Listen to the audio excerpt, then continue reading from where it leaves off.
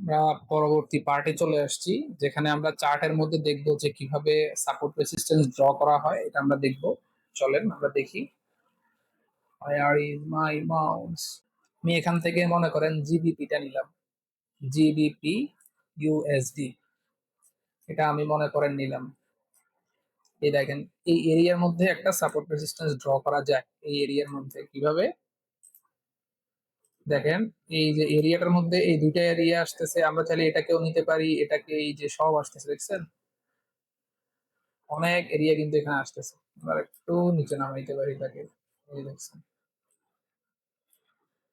এটা প্রথমে এটা রেসিস্টেন্সের মতো কাজ করছে দেখছেন, রেসিস্টেন্সের মতো কাজ করছে, আবারও রেসিস্টেন্সের মতো কাজ করছে, হওয়ার পরে এটা ব্রেক আউট করে এই যে টেস্ট করলো, মানে এখানে সাপোর্ট নিয়ে তারপর শুরু করে গেছে, আবার সাপোর্ট নিয়ে শুরু করে গেছে, আবার সাপোর্ট নিয়ে শুরু করে গেছে। এই এটা একটা ইম্পর্টেন্ট জোন।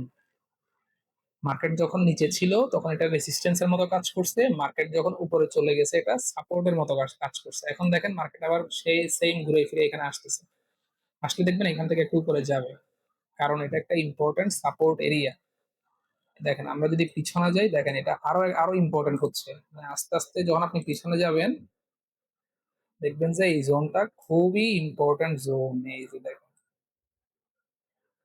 আর কিছু বলতাম, কিচ্ছু বলার নাই, দেখছেন এই জোনটা পিছনে এত ইম্পর্টেন্ট ছিল বিদায় এই কারেন্ট মার্কেটে আসি, এই জোনটা কিভাবে রিয়্যাক্ট করছে আশা করি আমি বুঝাইতে পারছি আপনাদেরকে।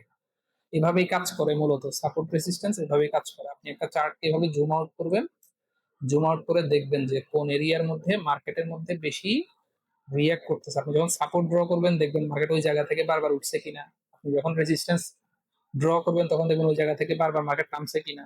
একদম সহজে এটা আইডেন্টিফাই করা যায়, এটার জন্য আপনার কোনো রকেট সায়েন্স লাগে না যে আমি সাপোর্ট রেসিস্ট্যান্স ড্র করতে পারতেছি না, এটা কোনো বিষয় হইতে পারে না, একদম সিম্পল। যেমন দেখেন এখানে দেখেন, এই যে এখানে কি সুন্দর একটা ঘটনা ঘটছে দেখেন। এই যে, আচ্ছা না ধরি, আমরা এখান থেকেই ধরি। দেখেন প্রথমে এখানে ব্রেকআউট করে সাপোর্ট নিছে, এরপর আবার সাপোর্ট নিছে, এরপর আবার সাপোর্ট নিয়ে পড়ে গেছে আর রেসিস্ট্যান্স থেকে পড়ছে। দেখেন এখানে একটু একটু সবার এসএল নিছে আর কি, এখানে মার্কেট একটু এসে সবার এসএল হান্ট করছে, এটাকে বলে এসএল হান্ট করা। এসএল হান্ট করে কিন্তু আবার সাপোর্ট নিয়ে কিন্তু সে ওভারঅল উপরেই গেছে, আবার এখানে সে রেসিস্ট্যান্সটাকে ব্রেকআউট করে আবার সাপোর্ট বানাই। তারপর এখন বিষয়টা হচ্ছে আমাকে কনফিউজড হয়ে যায় কোনটা সাপোর্ট কোনটা সাপোর্ট। রেসিস্ট্যান্স দুটো একই জিনিস, সাপোর্ট রেসিস্ট্যান্স দুইটা একই জিনিস। যে একটা এরিয়া আপনি ড্র করছেন, মার্কেট যখন উপরে থাকবে এটা সাপোর্ট হিসেবে কাজ করবে, মার্কেট যখন নিচে থাকবে এটা একটা রেসিস্ট্যান্স হিসেবে কাজ করবে। এখন আপনাকে শিখতে হবে বক্সটা কিভাবে ড্র করতে হয়। এই বক্সটা কিভাবে ড্র করবেন, এরিয়াটা কিভাবে মার্ক করবেন। আপনি যে কোনো একটা জোন, যে কোনো চার্টে যাইতে পারেন। আমি জিবিবিতে আবার কেন আসছি, অন্য একটা পেয়ারে যাই, ইউএসডি জেপি হইতে গেলাম, মনে করেন যে ইউএসডি জেপি তো অলরেডি আমার সাপোর্ট রেজিস্ট্যান্স ড্র করা আছে। দেখেন কি সুন্দর কাজ করছে, মার্কেট সাপোর্টের থেকে বারবার উঠছে আর রেজিস্ট্যান্স থেকে বারবার নামছে। ঠিক আছে, এত কঠিন না, জাস্ট হচ্ছে আপনাকে যে কোনো পেয়ারের যে কোনো মার্কেটের চার্ট ওপেন করতে হবে, চার্ট ওপেন করে এটাকে ব্যাক টেস্টিং করতে হবে, দেখতে হবে যে জোন আঁকতে আপনি পারেন কিনা, কিভাবে জোন ড্র করতে হয় এগুলো আপনি পারেন কিনা, এগুলো একটু দেখবেন, প্র্যাকটিস করবেন।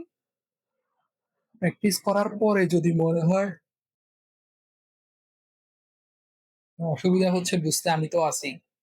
আমরা রেকর্ডেড ক্লাসও দেখবো, পাশাপাশি হচ্ছে আমি তো লাইভেই আছি আপনাদের সাথে, আপনাদেরকে যে বিষয়গুলো আপনাদের প্রবলেম হবে এগুলো আপনাদেরকে জানানোর চেষ্টা করবো। এটা পূর্বে এটা সাপোর্ট ছিল, এটাকে যখন ব্রেক ডাউন করে রিটেস্ট করে নিচে গেছে, এটা রেসিস্ট্যান্স হয়ে গেছে, আবারও রেসিস্ট্যান্স এখানে ফেস করছিল, ব্রেকআউট করে সাপোর্ট নিয়ে উপরে গেছে, আবার সাপোর্ট নিয়ে উপরে গেছে, আবার ব্রেক ডাউন করে রিটেস্ট করে নিচে গেছে। এই যে বিষয়গুলো ঘটতেছে, এটা কেন ঘটতেছে, কারণ এটা একটা important area, important zone. Important জোনটা যখন মার্কেট উপরে চলে যেটা সাপোর্টের মতো কাজ করে, যখন ব্রেকডাউন করে নিচে যেটা রেসিস্ট্যান্সের মতো কাজ করে। আমি আশা করি আপনাদেরকে বুঝাইতে পারছি সাপোর্ট রেসিস্ট্যান্সের যে বেসিক যে বিষয় পার্ট ওয়ান, এর থেকে বেশি কিছু আর জানার দরকার নেই। যে কোনো চার্ট ওপেন করবেন, যে কোনো চার্ট ওপেন করে 4 আওয়ার এবং ডেইলি টাইম ফ্রেমে যাবেন, 1 আওয়ার টাইম ফ্রেমে যাইতে পারেন, এর নিচে যাওয়াটা ঠিক না।